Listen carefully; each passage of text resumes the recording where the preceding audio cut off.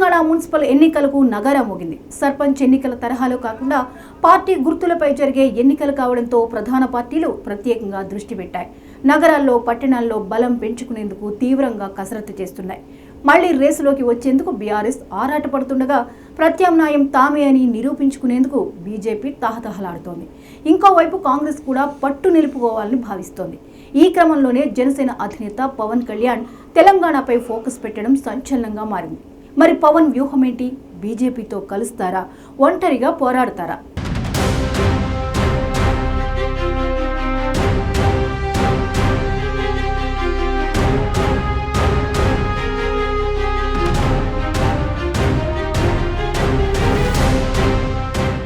తెలంగాణ రాజకీయాల్లో మరో కొత్త అధ్యాయం మొదలవబోతోంది. ఇప్పటి వరకు ప్రధానంగా ఏపీ రాజకీయాలకే పరిమితమైన జనసేన పార్టీ ఇప్పుడు తెలంగాణపై ప్రత్యేక దృష్టి పెట్టినట్టు స్పష్టంగా కనిపిస్తోంది. ముఖ్యంగా మున్సిపల్ ఎన్నికల నేపథ్యంలో తెలంగాణలోకి జనసేన ఎంట్రీ ఖాయమనే ప్రచారం రాజకీయ వర్గాల్లో జోరుగా సాగుతోంది.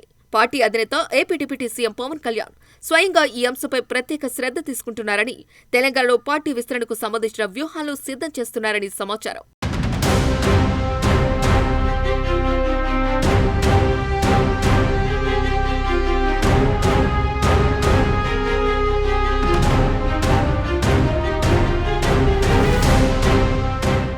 పవన్ కళ్యాణ్ రాజకీయ జీవితం మొదలైనప్పటి నుంచి తెలంగాణకు తనకు ప్రత్యేక అనుబంధం ఉందని ఆయన పలుమార్లు బహిరంగంగానే చెప్పారు. తెలంగాణ ఉద్యమ సమయంలో ప్రజల్లో కనిపించిన చైతన్యం, యువతలో వచ్చిన రాజకీయ అవగాహనే తనకు రాజకీయంగా స్ఫూర్తినిచ్చిందని పవన్ వ్యాఖ్యానించిన సందర్భాలు ఉన్నాయి. ఇప్పుడు అదే తెలంగాణలో జనసేనను బలోపేతం చేయాలి అనే లక్ష్యంతో ఆయన ముందుకు సాగుతున్నట్టు తెలుస్తోంది. తెలంగాణలో తన అభిమానులు పెద్ద సంఖ్యలో ఉన్నారని, అలాగే జనసేన భావజాలానికి అనుకూలంగా ఓటు వేసే వర్గం కూడా ఉందని పవన్ కళ్యాణ్ భావిస్తున్నారని రాజకీయ విశ్లేషకులు చెబుతున్నారు. ఈ ఓటు బ్యాంకును కాపాడుకోవాలంటే కేవలం మాటలకే పరిమితం కాకుండా పార్టీని గ్రౌండ్ లెవెల్లో బలంగా నిలబెట్టాల్సిన అవసరం ఉందని ఆయన ఈ నిర్ణయానికి వచ్చినట్టు సమాచారం.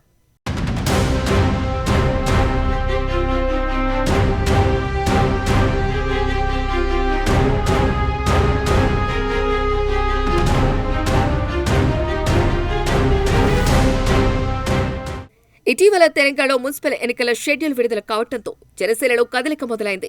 ఈ ఎన్నికల్లో పార్టీ పోటీ చేయాలా? ఎన్ని మున్సిపాలిటీలో బరిలోకి దిగాలి? ఎవరెవరు అభ్యర్థులుగా ఉండాలి? అనే అంశాలపై అంతర్గతంగా చర్చలు మొదలైనట్టు విశ్వసనీయ వర్గాలు చెబుతున్నాయి. ఇప్పటి వరకు తెలంగాణలో జనసేన ప్రత్యక్షంగా పెద్దగా ఎన్నికల్లో పాల్గొనలేదు.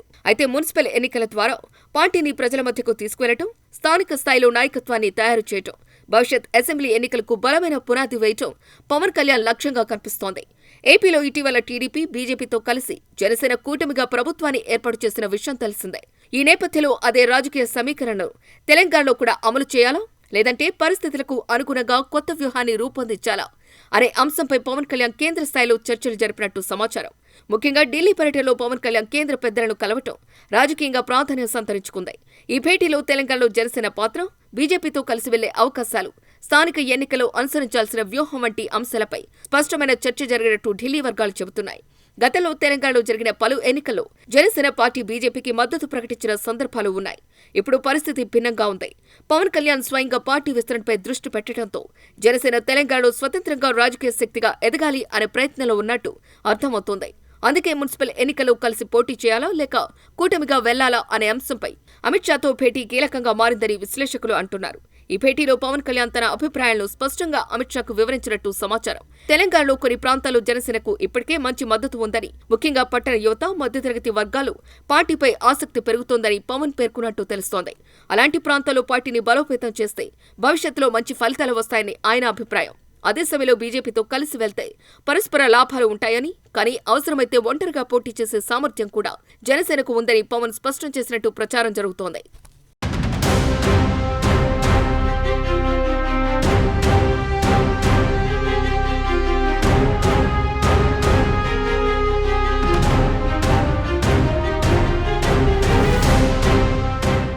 తెలంగాణ రాజకీయాలు ప్రస్తుతం ప్రధానంగా బీఆర్ఎస్, కాంగ్రెస్, బీజేపీ మధ్య పోటీ కొనసాగుతోంది. ఈ నేపథ్యంలో జనసేన ప్రవేశం కొత్త రాజకీయ చర్చలకు తెరలేపుతోంది.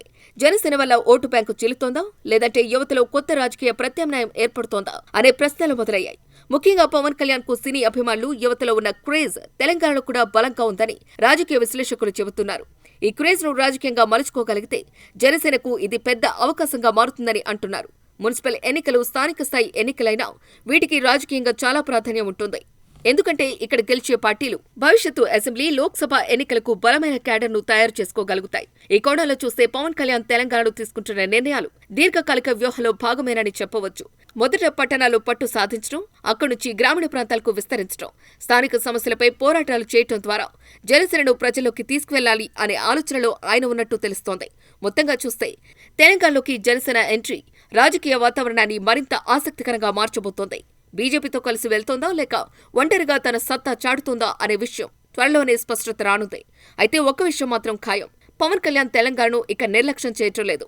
తన రాజకీయ ప్రయాణంలో తెలంగాణను కూడా కీలక కేంద్రంగా మార్చుకోవాలని ఆయన భావిస్తున్నారని, మున్సిపల్ ఎన్నికలు అందుకు తొలి అడుగుగా మారబోతున్నాయని రాజకీయ వర్గాల్లో చర్చ జరుగుతోంది.